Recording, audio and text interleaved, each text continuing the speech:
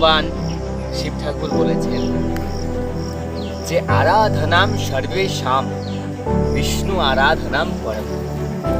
তো আমাদের শিব ঠাকুর পার্বতী দেবীকে একদিন বলছেন যে যদি আরাধনা করতে হয় তো পরম আরাধনা হচ্ছে বিষ্ণুর আরাধনা, ভগবান বিষ্ণুর আরাধনা।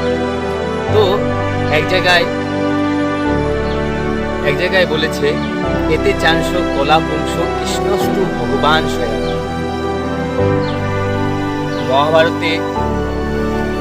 মহাভারত বলেছেন অনেক জায়গায়, আর তার মধ্যে একটা আছে শ্রীমদ্ ভাগবত। সেই শ্রীমদ্ ভাগবতমে বলা হচ্ছে এতে চাংশ কলা পুংস কৃষ্ণস্তু ভগবান স্বয়ং। ভগবান কৃষ্ণই হচ্ছে মেন, আর